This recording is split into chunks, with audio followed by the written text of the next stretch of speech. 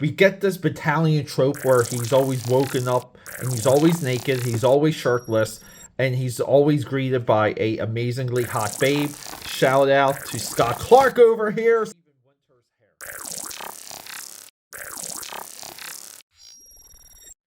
There's a generation of people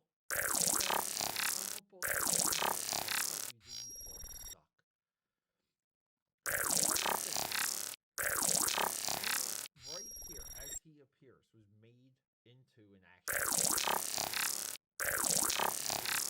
You're out of your effing mind.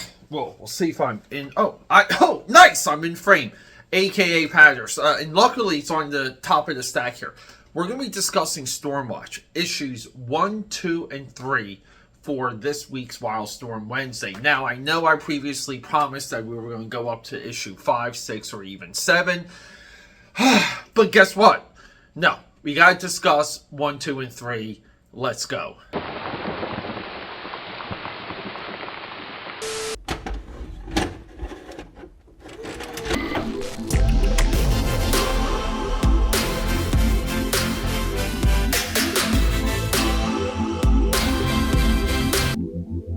Oh my god. Yeah, so a lot of what we're doing here, like Wildstorm Wednesday 2.0 technically, we're not only documenting the books that came out of Jim Lee's Wildstorm studio at this time, where I'm reflecting on where I was when I read these books, what they meant to me at the time, and it's a lot of fun because some of these captions, some of these word balloons, some of these character designs I have not fully experienced for a very long time, and it's fun, it's refreshing. I'm just shocked. Maybe you guys can back me up on this, but it's like you read something when you're young, you get a connection to it. That connection really never severs. It really never goes away. And you can gain different perspectives on the work, meaning like what its impact, what it means to you. If you even think some characters are right or wrong, those can change. But there's something that happens when you connect with something when you're younger. It's very similar to like the friends you make in high school kind of are your friends for life. It doesn't even matter if you were in that same social circle or not. You'll eventually, like far enough down the road, 20, 30 years go by, it will be of significance if you share a high school class with someone, and kind of like all those other high school things go away and you're able to approach someone as an adult. I feel something very similar for these books because like when I went through them, okay, I remember them clearly. Like there was a couple details along the way, and I made references about this in other videos. I was getting things mixed up between Stormwatch like Prime, Stormwatch Team 2, and then the original Stormwatch team that was featured. What happened there? That was featured in Stormwatch 0. Now, Stormwatch 0 is and co-created by Brett Booth with Jim Lee. We kind of want to say Backlash is a Brett Booth creation because he would later be the only person in the history of the world that we would ever want to draw Backlash. We can argue that Backlash is the first spin-off character of the Image era, of the Image comic book lines that kind of like stayed. It stuck with a lot of people, and even to this day, Backlash resonates. It's beyond me. Jim Lee being the absolute publisher. He runs DC comic books right now, the second biggest publisher ever, sometimes the top publisher in comic book history, but he's the top guy. It's beyond me that he doesn't introduce this character in a big way, because it would pop. It would be like a champagne bottle, and the masses would show up for Backlash. So a lot of Wildstorm Wednesday 2.0 is kind of a slow roll, like slowly rolling out everything around Backlash so that we can hit his monthly series on all cylinders, knowing that we kind of, did that backlog. Like we did that work leading up into Backlash #1. So Stormwatch really falls in line with that. There's a lot to this title that absolutely resonates with me, that brings in so many memories. Some of the character designs, the character names, the overall approach. Weatherman, who is like their Nick Fury, he is such a stone cold, fun, procedural character, and Stormwatch sells the idea of what I believe the Wildstorm universe should have focused on. See, a lot of what happened with Wildstorm was that everything looked military. Like, a lot of the characters at the time looked like that they were military-driven characters. They had guns, they had pouches, they had a lot of techno gear on, they were armored. They looked like that they were ready for battle. They did not really look like superheroes of the day. And, we read WildCATs, we read Stormwatch, and we want a certain military procedure to unfold with that storytelling. And we really didn't get that with WildCATs, because WildCATs is superhero aliens versus secret superhero or supervillain alien. It's an alien war. It doesn't quite fit with the world of Stormwatch, where Stormwatch is so... It's like perfect. It's procedural. They have a floating city above Earth. They have a floating fortress that they're able to beam down. And, like all of these things that we see a lot of today. They're able to instantly track what's happening on Earth and deploy superheroes to deal with those issues. These are just ideas everyone kind of gravitates towards, and just we hold those ideas up and we say, we like those ideas, please give me more. And a lot of the Wildstorm universe, even with the introduction of Wetworks later, which is essentially a vampire werewolf war, the universe itself becomes too many things to too many people. Now, in contrast, what Mark Silvestri does with Top Cow Productions, there is a cyber data, a cyber force universe, and it doesn't spread outside of those books. Now, that didn't mean that as a publisher, Top Cow Productions didn't experiment. They did, and they had a lot of success in that as well. But Wildstorm Productions goes all in on this shared universe, and it doesn't quite work from inception. But the Stormwatch issues are very much like Codename Strike Force. There is a through line. We have questionable villains. All right, and it's over here. His name is Regent. Call him Reject if you will. He literally comes out of a Chernobyl nuclear reactor, whatever, and is from another dimension and wants to conquer Earth, and the heroes of Earth, they're in his way, and he's going to get them. And he kills, and this is another connection I had with Stormwatch, where very early we saw the stakes, and we're sold on the idea that the members of Stormwatch are expendable. And this is where they get this like psycho bravado. They're like almost like too into their jobs, knowing that they're expendable. And there's a fun in all of that, because it's one of those things where when we watch the James Cameron Aliens and we see how those Space Marines were, we see that same bravado. Can I tell? But when we get into some of the inspirations around this time, like James Cameron's Aliens, the Space Marines were not expendable, but they had bravado and they were tough and they couldn't lose. And when they did lose, we were all in shock. We were all like heartbroken. I still watch that sequence, and I'm hoping everyone lives, and I've been doing that since I was a kid. One of these days I'm going to watch that alien sequence and all the Space Marines are going to make it out, maybe except for Crow. Never liked Crow. And a lot of the way that these books affected how I view storytelling, it resonated even to this day, but it goes into something even like X-Men, the third X-Men movie, The Last Stand, the one directed by Brett Ratner, where They start killing characters. You see the stakes in that movie relatively early, and you know it's kind of like, like it's a final movie, and all bets are off. There's that type of storytelling has always appealed to me. I've been on record. I've said that Lord of the Rings, despite being as close to those books as they were, the Return of the King should have had some deaths of some of these major characters for more of a payoff. We get the payoff with the later Harry Potter movies. We get those payoffs with the Hunger Games, but not with Lord of the Rings. And I just feel like from a general audience standpoint, Return of the King would have had even more impact if they kind of had a Avengers Infinity War type moment in that movie.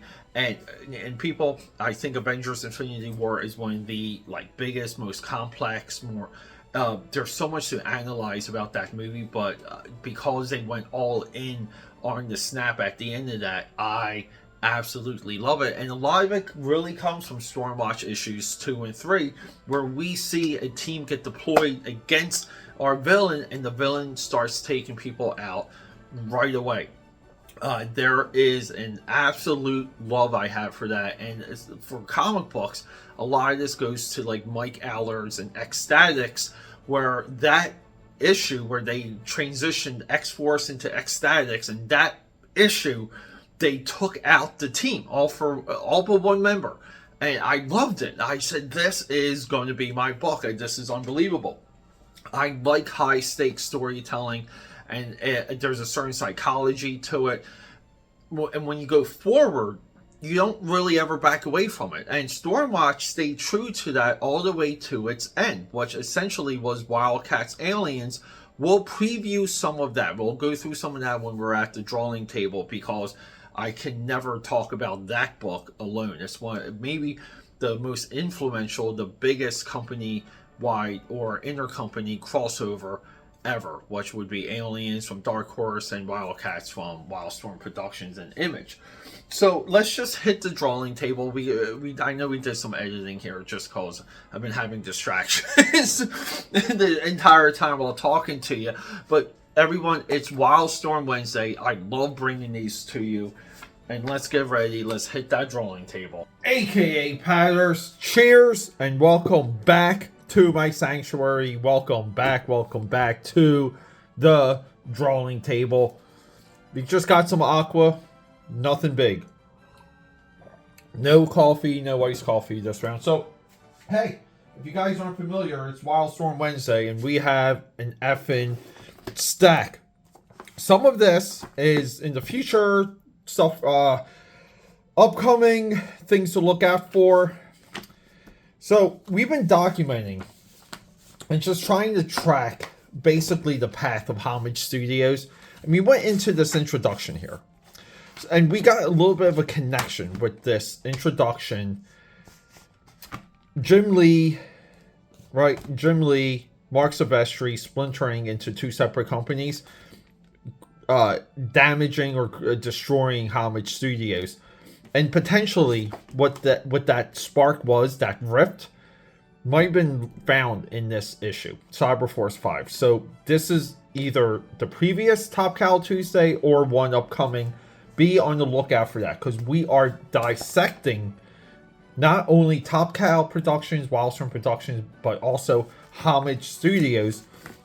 And previously, you guys saw we did the swimsuit edition, but pretty much the degradation of quality from Homage to Wildstorm, and I think we have we have a good example to demonstrate that. Upcoming, we will be doing solo issue of Stormwatch 0. This is Ripclaw. We get into his background. This is a great crossover issue. We also will be doing Strike Force and Stormwatch. Codename Strike Force issues 4, 5, and 6. Coming out of Stormwatch, really coming out of what we're talking about today. Stormwatch 0, 1, 2, and 3. Introduction of Backlash. This is going to start. So the next time you'll see Stormwatch on Wildstorm Wednesday, will be Stormwatch 4 and 5 going into Backlash #1. And let me see. We have nothing else here. So, guys, welcome to the long promise. I feel like this is a long time coming. Stormwatch 1, 2, and 3. Now, previously, we detailed Stormwatch 0, which is a really nice psychological backstory of Battalion, where he gets some of his regret from. All the characters in Stormwatch are absolutely expendable. They know it. They're told that. They believe it. They have a bravado. And they have this guilt of leaving men behind. Now, this is a little bit of a story trope. But at the same time, it's a wonderful plot device for motivation and future actions and regret. Previously, we did Stormwatch 1. What gets into Battalion, losing Windsor on a bus, ends up at the funeral. We're at the funeral, and Stormwatch gets attacked at the funeral. Battalion here has regret for Windsor's death. In the gut of this, we're just introduced to the characters, to a lot of the villains. We get some nice advertisements. We get this Battalion trope where he's always woken up and he's always naked, he's always shirtless, and he's always greeted by a amazingly hot babe. Shout out to Scott Clark over here. Scott Clark, you're one of our favorites.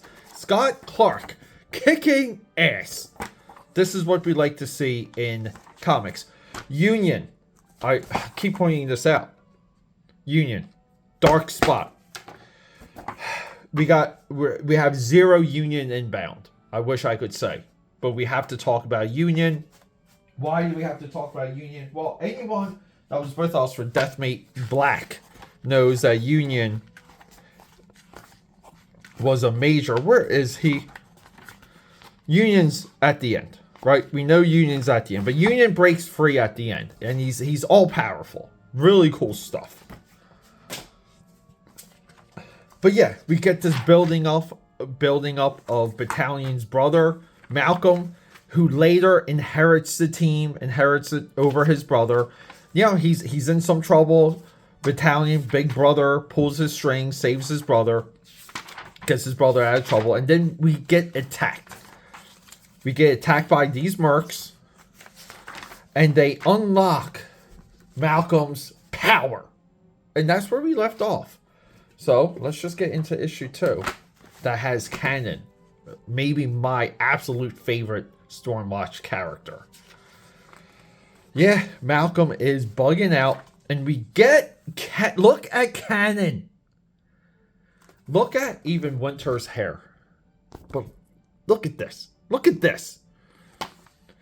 There's a generation of people that became comic book commentators that tell you these books suck. If you don't think, if Cannon right here, as he appears, was made into an action figure, that he wouldn't sell out, you're out of your effing mind. We have Lancer here. This is Stormwatch Team 2. So we have like Stormwatch Prime, which is like this, like Stormwatch 1, Stormwatch Prime. This is our trainer. He's like our beachhead, our Sergeant Slaughter. He's our drill sergeant. He trains all the recruits. This is Stormwatch Prime. Prime gets excommunicated.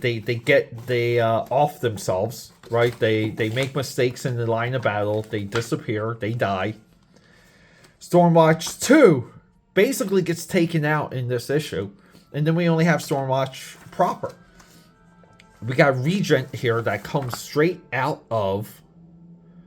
He comes straight out of a nuclear furnace.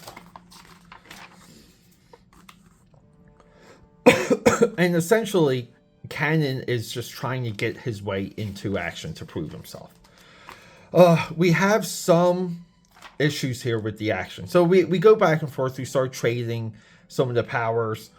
Psychic powers, all kinds of stuff. So let me demonstrate real quick to you guys an issue with some of this action here.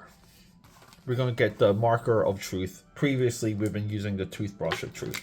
So a little bit of what we have to do here is if we have Battalion, and let's just say he's getting hit, like, you know, with an energy shield. So we kind of have to draw, you know, that energy blast coming in, you know, from a, you know, like from a distance, from a different perspective. But Battalion really needs to be at a 3/4 view, okay? And if he's kind of like repelling some of it, right? And he's got the girl over here in, you know, right here. But if he's got the girl in his arms, right? We kind of go 3/4, and by 3/4 I mean if we break this down into a square, we can see we have like a shaded side, and then the big boy here, right? We can just like pop him here, and probably make him a little bit more dynamic, that he's like charging in there. So that's a little bit of what Scott Clark doesn't do. We all know the deadlines. We all know the level of pressure. We know Wildstorm is highly productive at this era, even early in their inceptions. And we're not rotate. I call it rotating the camera. The camera's not rotated enough on these two pages. Yeah. And then we have a cool moment by Death Trap. Now, Death Trap and these marks are connected to the Cabal that we see in WildCATs 1. The Cabal's just up to no good, and they're trying to, like, they're just trying to foil good guys doing good guy things, right? There's no real overarching objective of the Cabal, but hey, neither did Spectre have one in James Bond, right? So he's able, and this is very much like the movie Ultraviolet with, what's her name? The girl from Resident Evil. She's able to form, because she can control atoms, she can kind of form weapons and vehicles out of thin air because the atoms are so small. It's a little bit like the Pym articles in the Marvel Cinematic Universe, but it's very cool. This Death Trap here is one capable opponent. So, and then we get Diva here. Diva has Banshee-like power. She screams him away. We get Fuji here with a nice, like, roundhouse kick. Like, you're done, dude. Settles the score with Brutus, and then this is Brutus right here. And we get a lot of that dialogue. We get a lot of, oh my god, we have Travis Charis, Mr. Winery, right? He owns a winery somewhere in France. Mr. Travis Charis coming into WildCATs to change comic book history right here, guys. But yeah, we get a halfway decent fight, and then we cut to Regent here. So we're back at this nuclear power plant where the radiation was spiked. So here, Weatherman's like, hey, our boys are being attacked at the funeral. We don't like that, by the mercs, by the mercs, by the Cabal. But then they're like, hey, we also have some radiation. And so he's like, son of a bitch. And then Cannon's like, piece of cake, Weatherman. I'll still make it back with enough time to help Battalion. So again, I love the bravado, because we've all seen the movie Aliens. And we get over here. The mercs teleport away. Again, Mr. Rob Liefeld will take all the credit off of anything that Cable or Deadpool was doing at the time. I'm sorry, Rob. Every new creation at this time had a merc character that was faceless that also could teleport. So, anyway. But yeah. And then we kind of get this, attack from behind. Then we're back on Weatherman 1, the space station that is orbiting Earth. We get a little bit of just like back and forth, a little bit of back and forth, a little bit of character building between Battalion and Malcolm. And this is where like Battalion pretty much decides to re-enter the team. Like, he's back after his tragedy, after his trauma. And we get, like, again, like, macho moments where Fiji stands up for Battalion, Cannon is just, he's attacking everyone. He wants to go back. He wants to save his men. He's being ridiculed for leaving people behind. He accuses Battalion for leaving people behind. Really good macho arguing. Guys, side note, can we please sit back and love? This might be my favorite ad campaign ever of in-house Wildstorm ads. These Gen 13 ads blew me away. And these ads really created the hype for Generation X, later to become Gen 13. Previous video, check this channel, we went into detail on Gen X becoming Gen 13. And then you can mail away for Stormwatch Trading Card 00. Well, another banger Jim Lee cover. Inked by Trevor Scott. Inked by Trevor Scott. So, even early on, it's not like Scott Williams was the only dude. And I believe this issue 1 was inked by Jim Lee. So, it's not like Jim Lee getting inked by other people was out of the question, even at the early days of Wildstorm. And we're back. The Chernobyl nuclear reactor. Amazing team shot. Thank you, Scott Clark. Okay, economic silhouette. Let's go. Let's find this guy. And then we flash back. So when Team 2 shows up, he cuts Iron here, who, like, we only see him in a couple panels, but he's almost a lot like, okay, Hellstrike and Ion are separate characters, but they look, oh yeah, they look the same. What are we doing here? Why can't he be like all orange or something? But we even give him a similar design, similar colors. But he cuts Iron in half. He kills Lancer. So he needs Winter's power to kind of cool the power plant. So he captures Fahrenheit here. He captures Winter. Guys, you know, where have you seen those holding containers for her hands? Yeah, and then Cannonball escapes. 2 are dead. 2 are held hostage. 1 escapes. And then Battalion and Fiji are like, hey guys, like, let's get to work. And yeah, this is fun because Battalion like yells out, you go left, you go right. You know, be on the lookout for this. Along the way, they run into the body of Lancer, sliced in 2. Winter breaks free. We have a nice suggestive shot here of like a little boobala coming from Fahrenheit. But we got Regent here, who is a horrible design. He doesn't look menacing. Ugh, what are we doing, early Wildstorm? I can't look at this. I cannot look at this. He gets double-fisted by Fiji from the back. Cannon rips in.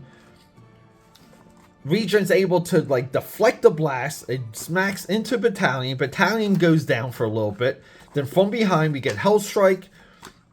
Everyone's just trying to do their part. And we, you know, they maneuver, they make some progress. Battalion totally rips away. And then we get this is a Major LaSalle Command Center. What do you want, Weatherman? Major.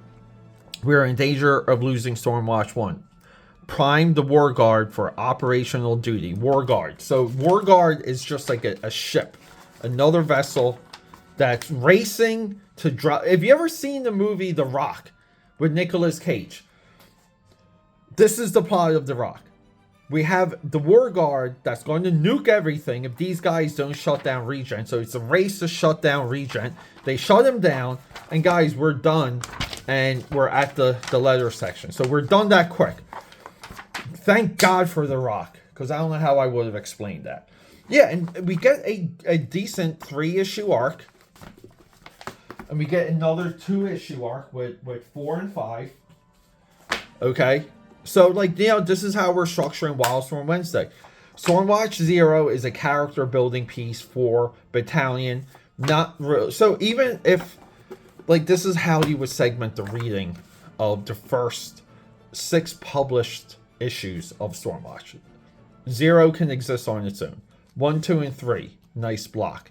4 and 5, we need Backlash to lead the team. And, you know, like, we'll get into it. But, oh my God, look at this Gen 13 ad. But yeah, we get this like panel here, right? Like they kind of do this. Scott Summers leaving the X-Men panel. I can't find it, guys. Just be on the lookout for it. All right, everyone. Next up, Backlash versus the War Guard. Enter the War Guard. Enter. Not that. Don't enter that way. We also have Brett Booth coming in. Trevor Scott's going to take. Scott Clark is going to take a break. See you next time. Rock and roll. Subscribe, support. Leave a comment.